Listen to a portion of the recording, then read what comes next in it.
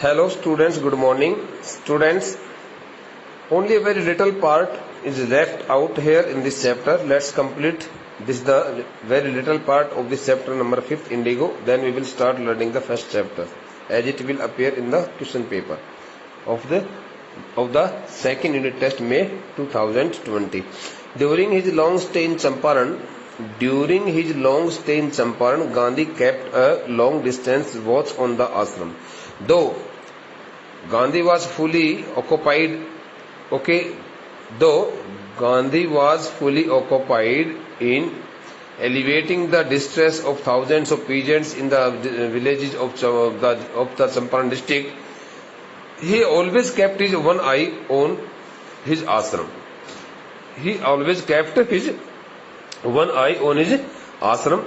He sent regular instructions by mail. Getting help of the mail, he regularly sent his instructions to the people who worked at his ashram, who lived at his ashram, so that they could also keep all the functioning bodies very well, very nicely, and asked for financial accounts. He also asked the people working at his ashram, to maintain all the financial accounts very logically and properly, carefully.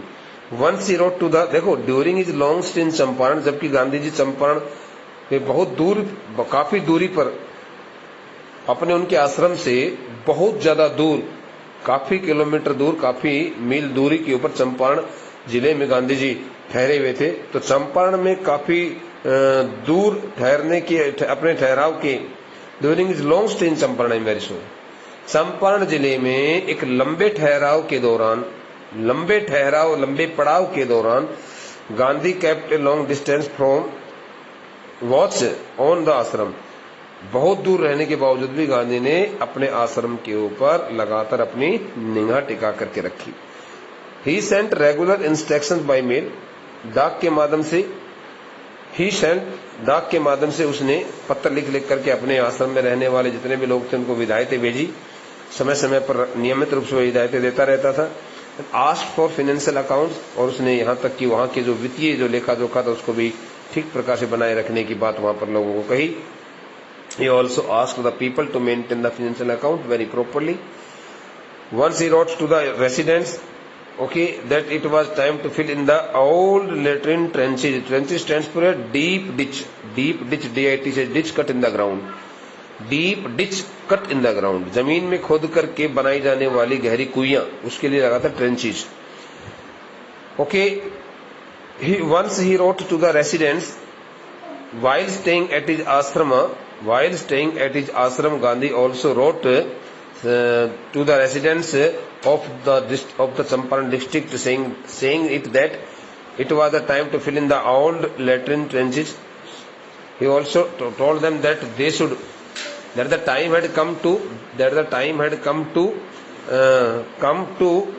fill all the old deep ditches cut in the ground, deep ditches in the shape of a well, एक कुएं की आकृति में वो बनाई जाती खाई, and dig new ones. He also advised and suggested the residents of the Champaran district, saying that they should dig some new ones, otherwise the old ones would begin to smell bad.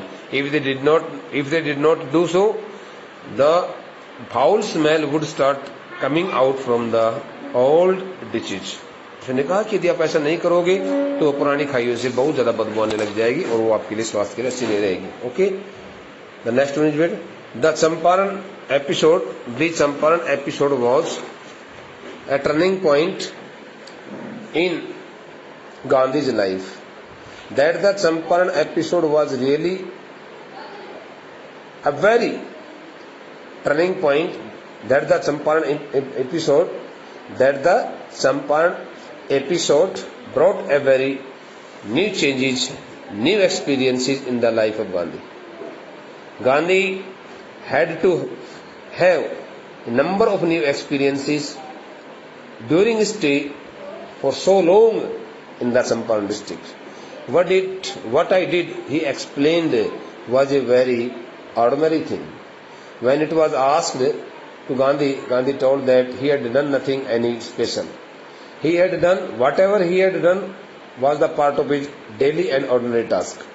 I declared that the British could not order me about in my own country. Gandhi also told that he had already announced that not a single Britisher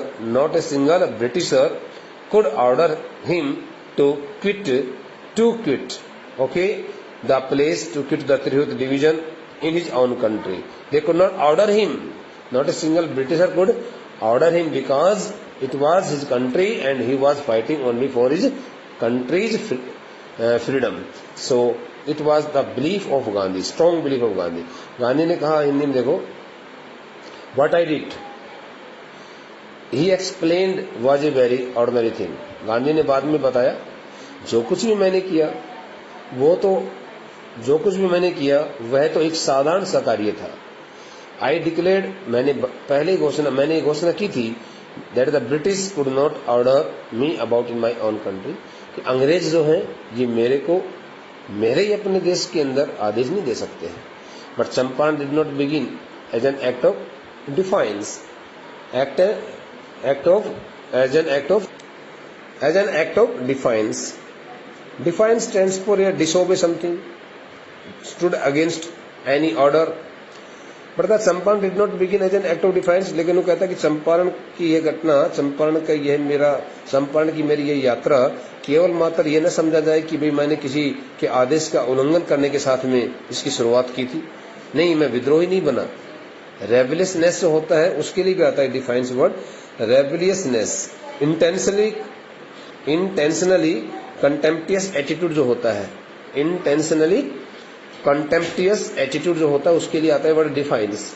जानबूझ करके किसी की बात का विरोध करे उसके लिए आता है, प्रोटेस्टर बन जाए. But Champaran did not begin as an act of defiance. इस वाक्य के बाद through this sentence Gandhi wants to make it clear that one should never think that Gandhi had opposed and Gandhi had stood against the order of the authority and he had not obeyed all the rules and regulations of the law. No, it grew out of an attempt that the incident, that his visit, he also told that his visit to Champaran started with an attempt to elevate stands for here, ease, comfort, assuage, assuage, relieve, किसी को relief देना, to relieve the distress of large numbers of poor peasants. उसने कहा कि चंपारण की जो मेरी यात्रा शुरू हुई थी, चंपारण जिले में आने के बाद जो मैंने अपना आंदोलन शुरू किया था, वह आंदोलन यूं ना समझा जाए कि मेरा किसी एक व्यक्ति या किसी एक अधिकारी के आदेश का उल्लंघन करने की मानसिकता से मैंने इसकी शुरुआत की थी. नहीं, मेरा मकसद था बहुत सारे लोगों की दुख तकलीफ है, बहुत सारे लोगों की जो निराशा है उसको दूर करना. मेरा उन सभी लोगों की दुख तकलीफ को दूर करने का एक मेरा अपना उद्देश्य था. उस उद्देश्य के साथ मैंने चंपारण की इस मिशन को मैंने आगे बढ़ाया था. मेरा मकसद किसी के अधिकारी, किसी व्यक्ति के आदेश का उल्लंघन करना नहीं था.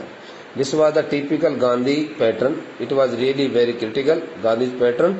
His politics were intervened. The word intervened stands for twisted together, knotted together. एक साथ जुड़ा हुआ, एक साथ गुथा हुआ. His politics were intervened with the practical day-to-day problems of the millions. Gandhi never wanted to get the political solutions. His life and his works were always combined with the solution of so many people's day-to-day problems. वो चाहता था कि लाखों करोड़ों लोगों की जो दिन प्रतिदिन की जो समस्याएं हैं उनका समाधान निकालना ही मेरे राजनीतिक सफर को आगे बढ़ाना है.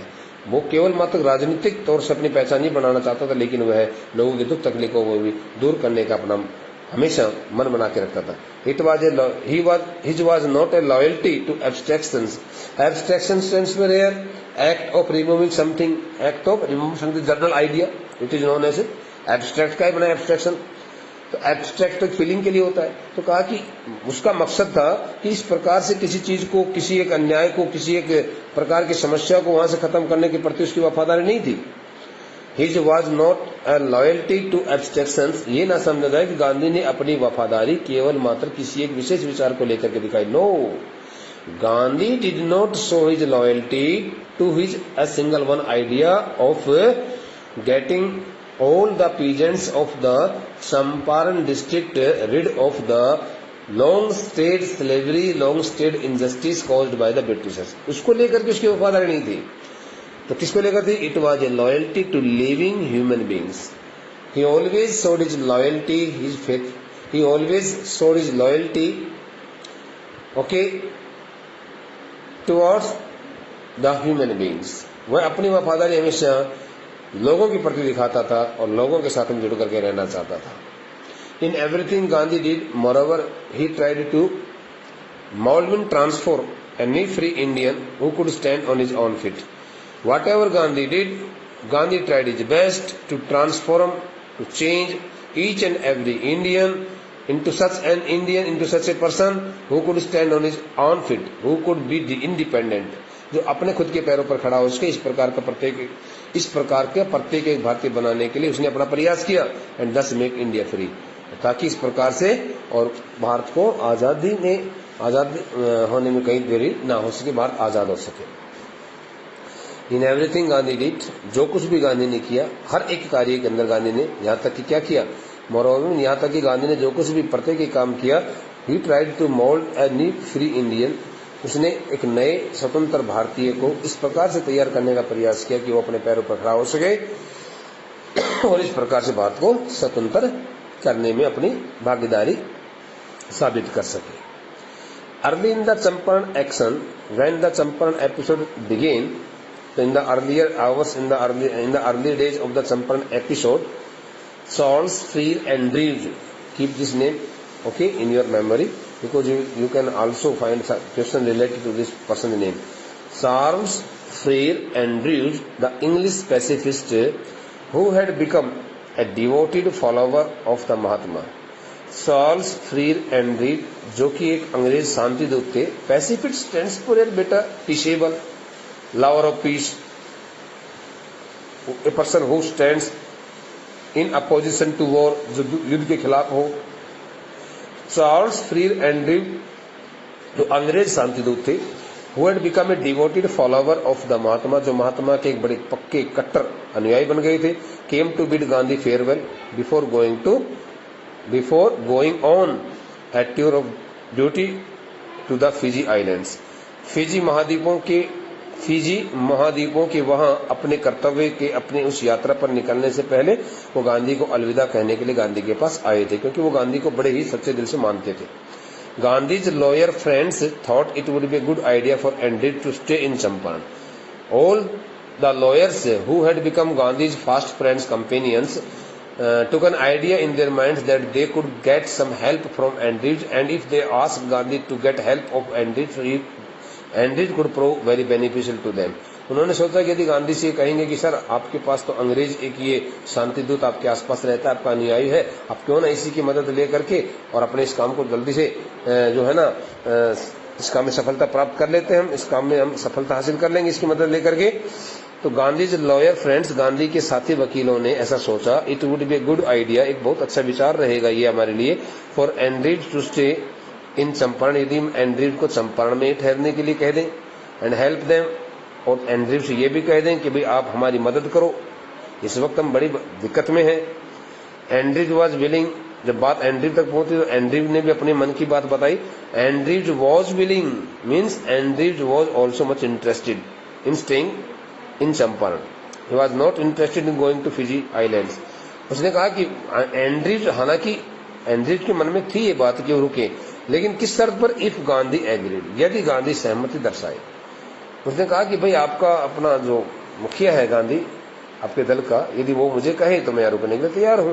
But Gandhi was vehemently opposed, vehemently means strongly, very powerfully, okay, sharply. Gandhi opposed their ideas very sharply and angrily and strongly. Gandhi ने कहा कि नहीं नहीं, मैं बिल्कुल भी इस बात के पक्ष में नहीं हूं.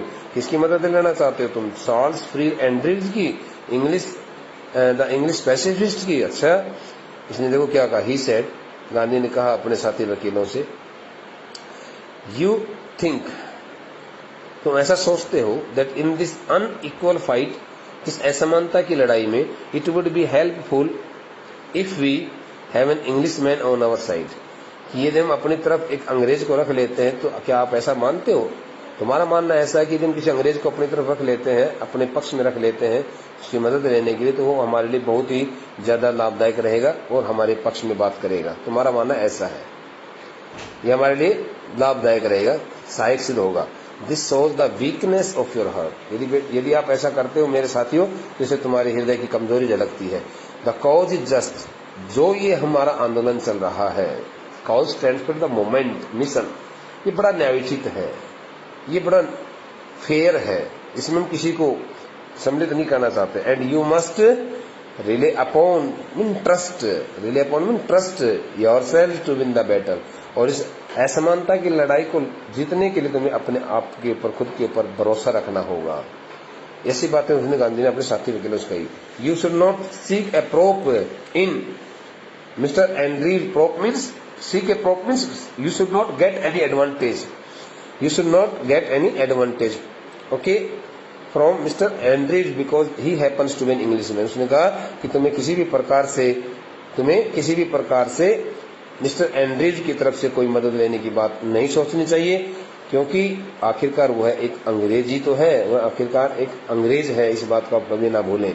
He had read our minds correctly, Rajendra Prasad comments. आखिर में राजेंद्र प्रसाद जो बहुत ही उस कोटि के वकील थे, प्रोमिनेंट लॉयर, उन्होंने ऐसा कहा है कि गांधी ने हमारे मनों को, हमारे मस्तिष्क की जो गति थी, हमारे मस्तिष्क के अंदर जो विचार चल रहे थे, उन सभी विचारों को पढ़ लिया था। Thoughts that were revolving in their minds at that time, thoughts of mind, वो कहता है कि हमारे मन के विचारों को उस गांधी ने पढ़ लिया था। And we had no reply, और हमारे पास कोई जवाब नहीं था। Gandhi in this way taught us, इस प्रकार से गांधी ने हमारे को एक शिक्षा दी, टॉट एस ए लेसन, एक पाठ पढ़ा, एक शिक्षा दी। इन सेल्फ रिलायंस, गांधी ने कहा आत्मनिर्भर बनो, आत्मनिर्भर बनो, किसी भी प्रकार से किसी दूसरे पर भरोसा मत रखो। सेल्फ रिलायंस, आत्मनिर्भरता, इंडियन इंडिपेंडेंस, भारतीय स्वतंत्रता, and help to sharecroppers, और बटाईदार किसानों की मदद करना, for all bound together. Gandhi के लिए सभी चीजें एक साथ, एक ही सूत्र में बंधी हुई थी। So now dear students, as you can see, we have completed this the chapter number 5th. Okay, we have read it very thoroughly, and we have taken here around 6 to 7 lectures.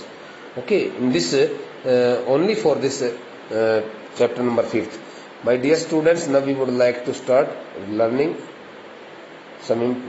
the most important facts concerning to the first chapter, and if possible, so we would also like to read it thoroughly, right from the very first word till the last word. And I would also like to give you some questions based on scene extracts, scene passages. Okay, so the first chapter will be started by us in the next lecture, but in this lecture, as I have taught you that this chapter, now you should check it out whether you have got each and everything very nicely, or you have missed something. In case you have not missed something, so then you will surely be able to write down the answer to each and every question very carefully. Here are some textual questions. These questions answers will also be given to you. I think the answers to these all textual questions had also been done to you when the school ran as usual smoothly before the lockdown. So in case you don't have the answer to these all textual questions exercises, so this the chapter is not included in the syllabus for the upcoming test May 2020. And if when this the chapter turns appears, so we will also start completing the exercises of this chapter. I would like to give you some selected extracts from this chapter and their questions also, as for the assignments, and you should try to spare some time for this chapter and for yourself also, so that you can also find it out whether you are good at English or not. In case you find any problem, kindly contact me, telephonically, or you may also send your problem through WhatsApp, so that I can come to know about the nature of your problem and give you the solution and provide you the solution. Dear students, each and everything is very important to you. Each and everything is very important to you. Okay, bete, don't miss anything. And also I request all students of my classes, of my classes means my classes included 2 classes, 12th A star, 12th arts A star, 12th arts A star and 12th T3. So I request these students to join my online class, in which we will also start learning the chapter number first, and you would also face your problems and we would get the solution collectively. But if you want to get highest marks in the examination, so then you will have to work accordingly. You will have to pace up with the signal of the time and with the guidelines as released by the CBSE board and all other educationists, and this is the system.